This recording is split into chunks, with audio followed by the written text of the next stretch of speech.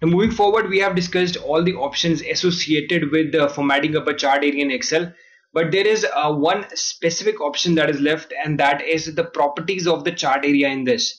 And specifically for the chart area entity of chart, in this case, all the changes that I will do to the properties of the chart area would be implemented also to the chart itself, because in this case, they're one and the same. And looking at the properties tab over here, you can see there are a whole lot of options available. And the first one being the object positioning one. And it gives you three options.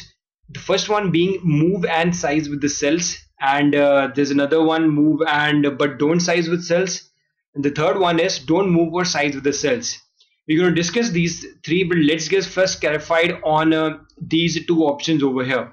Print object means that whenever you're going to print up this Excel sheet, this chart should also appear in the print when in the printed paper. If you deselect this chart won't appear as a printed object in the on the paper. So it's always better to have this thing clicked upon. Locked is that whenever we lock up the sheet in an Excel, does the locking properties apply to this chart also?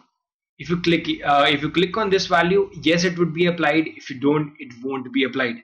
Now let's get our focus back to this object positioning thing over here. Now to understand what does this move and size with the cells option does is, you need to try increasing the the width of a column in Excel. Say I increase the width of the H portion of the H column in Excel. Let's see what happens to the chart. So there you go.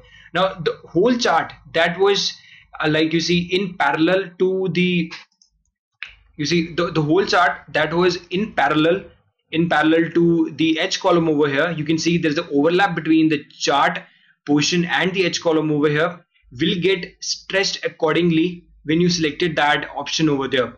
And this is it. Also, you can see this thing is applicable onto any of them. I go on to the B1, the B column itself, and you can see now the B column has also been pushed. And if I were to select up a column which is not here and before the chart, you can see nothing really happens.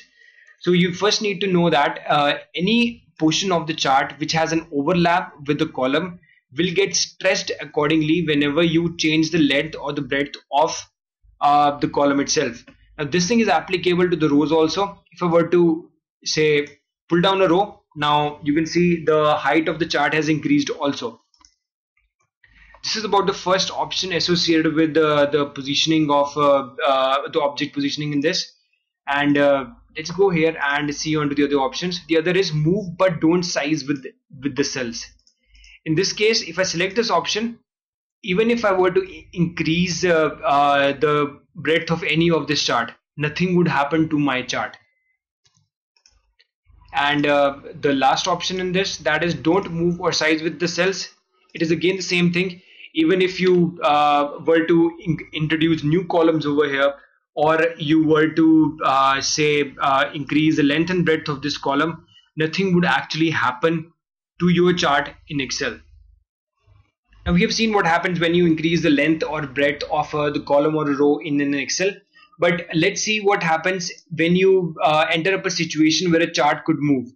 Now right now, if you remember, we have selected that that our chart won't move or size with the cells. Now we already know what increase in the cell size would mean. But let's just check out what does the moving also means in Excel. What if I were to introduce up a new column over here, and you can see I have put in a new column over here, and although a new column has been put in, the chart does not move. What if I would have selected this option, move and size with the cells option over here? In this case, if I were to introduce a new column in this, the chart would move also. So this is all about the size option in a chart in Excel. Thank you for watching.